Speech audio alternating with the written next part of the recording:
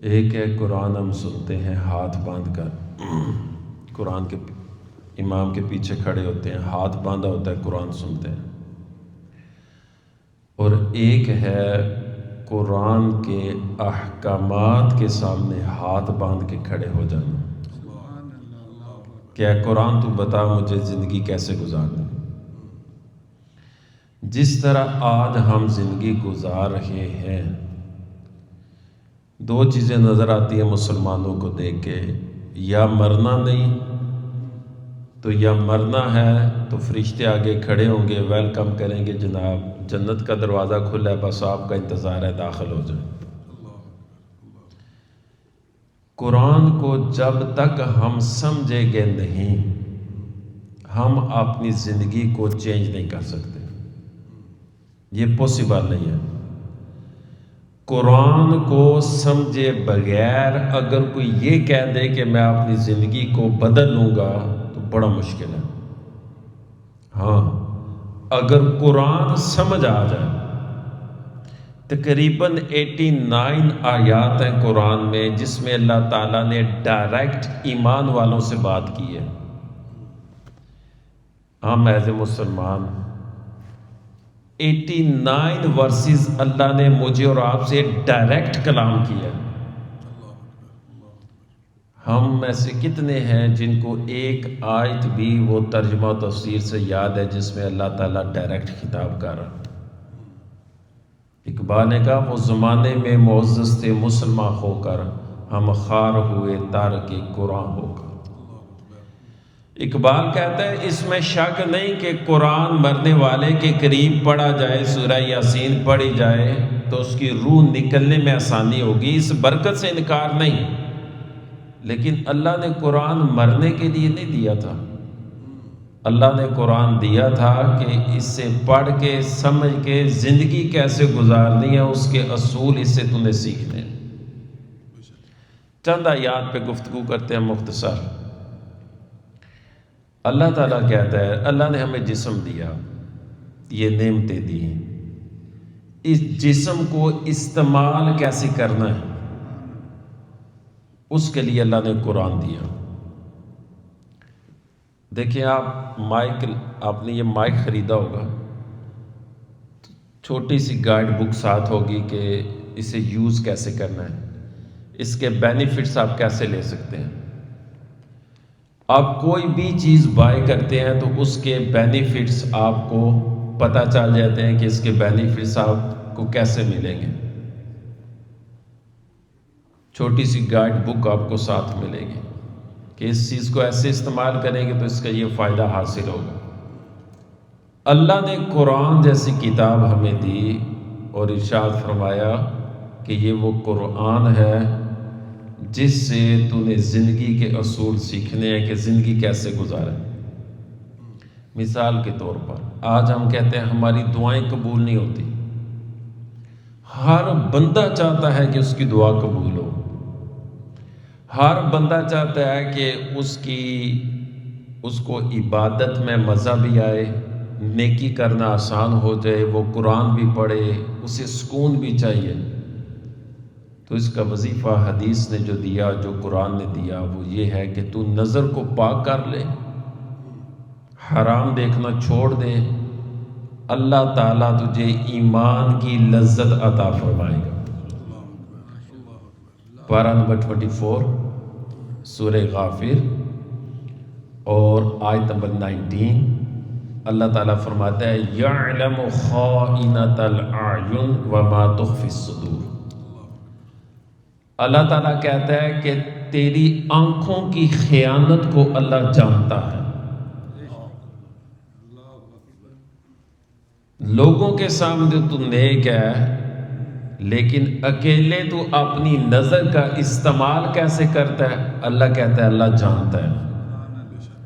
اور تیرے دل کے اندر اٹھنے والے جذبات اور خیالات کیا ہیں، جس نے تجھے پیدا کیا نا وہ جانتا ہے کہ تیرے دل کے اندر خیالات کیا ہیں۔ پارہ نمبر 15 سورہ بنی اسرائیل آیت نمبر 36، اللہ کہتا ہے ان السمع والبصر والفؤاد کل اولئک کان عنہ مسئولا۔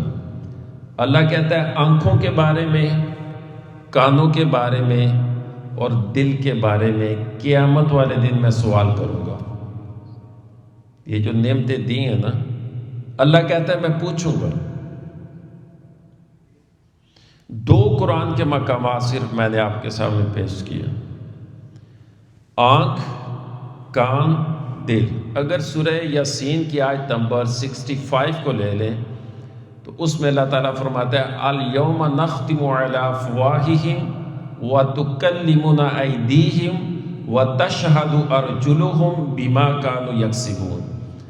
اللہ کہتا ہے تمہارا منہ قیامت والے دن سیل کر دیا جائے گا، بند کر دیا جائے گا، تمہارے ہاتھ بولیں گے تو نے کون سے کرتوت کیے ہیں، تمہارے پاؤں وٹنس ہوں گے تو نے کون سے کام کیے ہیں۔ آپ دیکھیں جو چیزیں میں نے گنوائی ہیں، آنکھ، کان، دل، ہاتھ اور پاؤں، 5 چیزیں۔ ہم ان 5 چیزوں کا استعمال کیسے کر رہے ہیں؟ کیا آنکھوں سے حرام دیکھتے ہیں؟ آج سوشل میڈیا کا دور ہے، ہر بندہ پتہ نہیں کون کون سی جو ہیں وہ ایپس ہیں، ٹک ٹاک، فیس بک، انسٹاگرام، پتہ نہیں نہ جانے اور کیا کیا۔ اچھا، جو اس کو استعمال کر رہا ہے کیا وہ اس سوچ کے ساتھ استعمال کر رہا ہے کہ یہ آنکھوں کی نعمت اللہ پوچھے گا میں نے کیسے استعمال کرنی ہے؟ یہ کانوں سے جو سن رہا ہوں کیا میں نے اس کا جواب دہ ہونا ہے اللہ کی بارگاہ میں؟ کیا اس کے اندر یہ فکر ہے؟ اگر تو فکر ہے اور اس کا استعمال جائز ہے پھر تو وہ ٹھیک، ادروائز 99.99 آج جو گند، جو بے حیائی اور جو اسلامی اور شریعت کی جو حدیں ہیں ان کو توڑنے والی چیزوں کو جو سوشل میڈیا لے کے، یہ سکرین موبائل کی لے کے ہمارے گھروں میں آ رہی ہے، اگر یہ فکر پیدا نہ کی اولاد میں، اگر یہ فکر پیدا نہ کی دوسروں میں، تو یقین مانیے جب کسی کے اندر بے حیائی کا عنصر آ جاتا ہے اللہ کی مدد اس بندے سے دور چلی جاتی ہے۔ اسے نمازوں میں مزہ نہیں آئے گا، عبادت کا مزہ نہیں آئے گا، وہ بندہ ان چیزوں سے دور ہوتا جائے گا آہستہ آہستہ۔ دیکھیں اللہ جب ناراض ہوتا ہے تو اللہ تم سے دولت واپس نہیں لیتا، اللہ اس سے صحت واپس نہیں لے گا۔ اللہ کے ناراض ہونے کی سب سے بڑی دلیل یہ ہے کہ اللہ سجدوں کی نعمت واپس لے لیتا ہے، قرآن کی تلاوت کی لذت واپس لے لے گا، اللہ کریم ذکر اذکار کی توفیق واپس لے لے گا۔ آنکھوں پہ ہم بات کرتے ہیں، حدیث پاک میں آتا ہے کتنی بڑی نعمت ہے آنکھ۔ حضرت جبریل حضور کی بارگاہ میں آئے اور حضور کی بارگاہ میں عرض کی جناب میں آپ کو ایک واقعہ بتاتا ہوں ایک بندے کا۔ فرمایا ٹھیک ہے بتا کون سا واقعہ ہے؟ اس نے کہا جناب ایک بندے نے 500 سال اللہ کی عبادت کی۔ کتنا سال؟ 500 سال۔ اچھا، جو اس نے عبادت کی وہ عبادت اس نے ایک جزیرے پہ کی۔ جزیرے کا مطلب ہے کہ آگے پیچھے پانی ہے، خوش حصہ ہے تھوڑا سا زمین کا، وہاں پہ ایک اللہ تعالیٰ نے اس کے لیے پھل کا درخت لگا دیا، کوئی دیکھنے والا نہیں تھا، اکیلا تھا۔ مطلب یہ ہم نماز پڑھتے ہیں، کوئی دیکھنے والا دیکھے تو نفس کہے گا، ریاکاری کرے گا، وہ کہے گا ہاں اسے پتہ چلے میں نے نماز پڑھی ہے، اٹ مینز میں نے اللہ کے لیے نہیں پڑھی، دکھانے کے لیے پڑھی ہے، تو وہ نماز گئی، اس کا نور جاتا رہا۔ اس نے 500 سالہ جو عبادت کی ہے نا وہ قبول شدہ عبادت ہے، کوئی دیکھنے والا نہیں، کوئی ریاکاری نہیں، اللہ نے وہ ساری عبادت مقبول کر لی۔ وہ عبادت اللہ کی بارگاہ میں مقبول عبادت 500 سالہ، جبریل کہتے ہیں حضور قیامت کا دن ہوگا، اللہ اس بندے کو کہے گا میری رحمت کی وجہ سے جنت میں چلا جا، تو وہ عرض کرے گا یا اللہ میری 500 سالہ عبادت کا مجھے صلہ دے، اللہ پھر فرمائے گا میری رحمت کی وجہ سے جنت میں چلا جا۔ پھر وہ کہے گا میں نے جو عبادت کیا نا اس کا مجھے صلہ دے، اللہ کریم فرمائے گا پھر تو میری نعمتوں کا حساب دے۔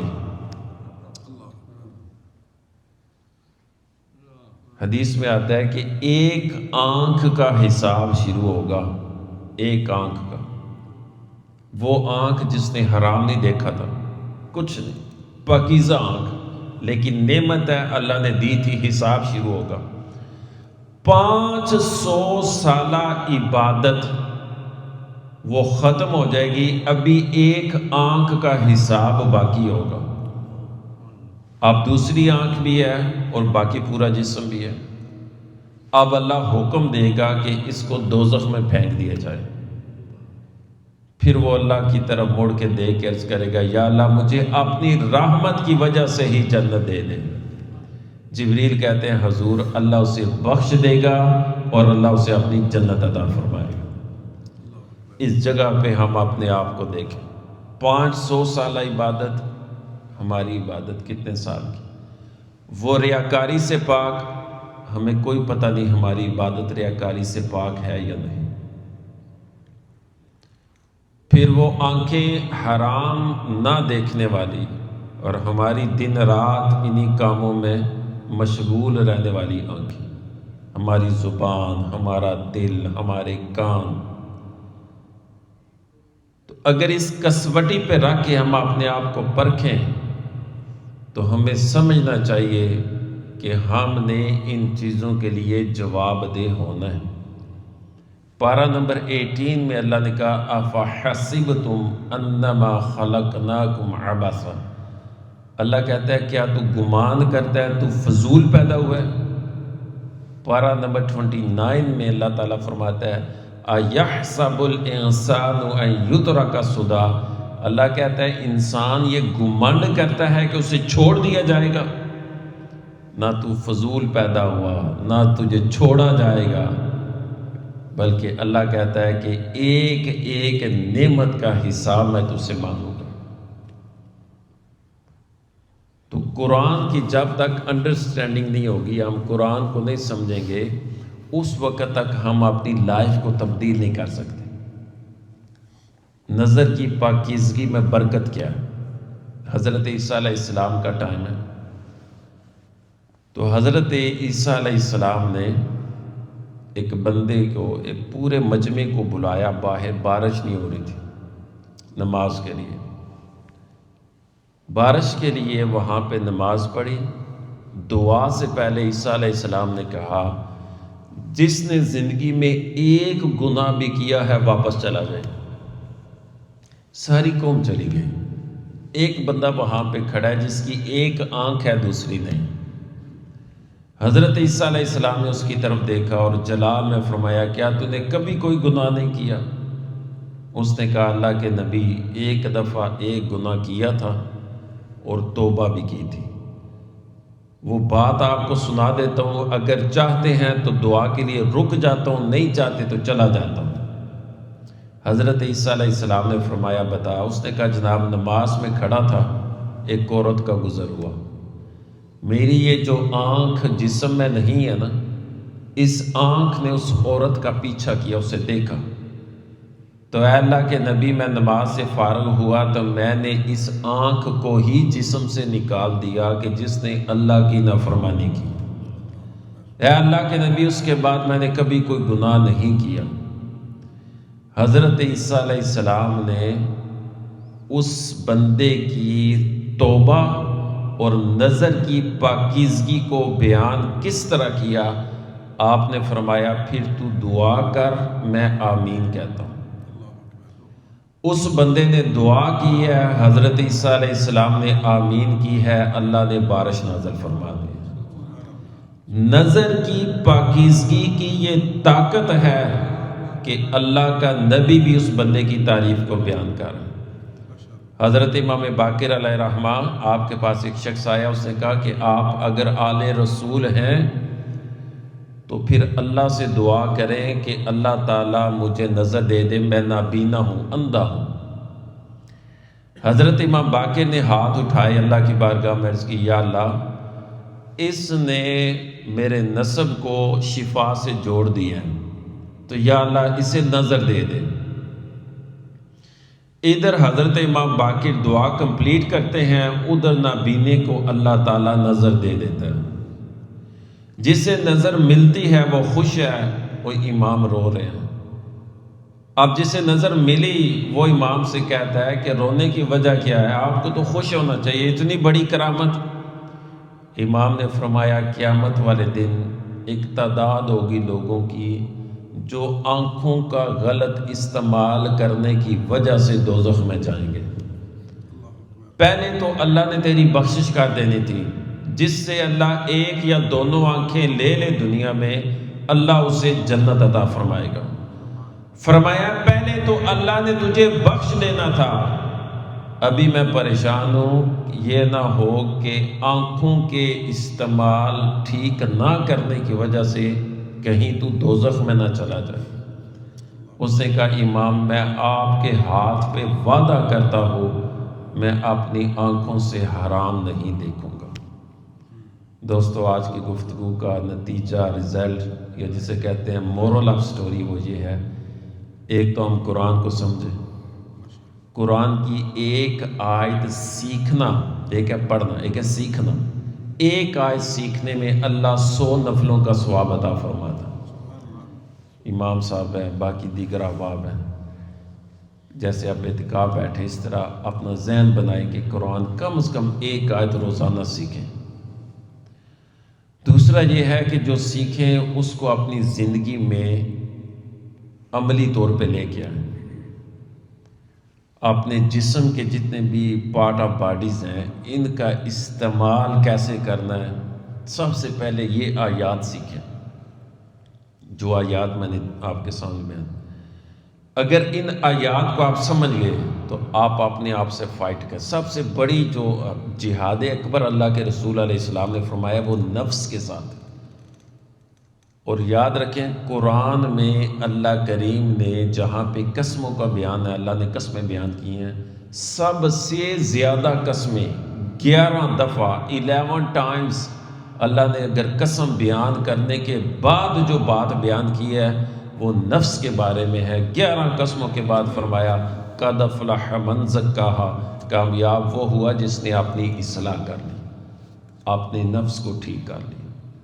مطلب یہ ہے دوستو کہ قرآن سمجھیں، پھر جو جسم اللہ نے دیا ہے، ہر جسم کے ہر اعضاء کا شکر یہ ہے، آنکھوں کا یہ شکر ہے کہ حرام نہ دیکھیں، کانوں کا یہ شکر ہے حرام نہ سنیں، زبان کا یہ شکر ہے حرام نہ بولیں، یہ جو سینہ ہے نا، اس کا یہ شکر ہے کہ اس کے اندر سے گند باہر نکلے، ختم کریں۔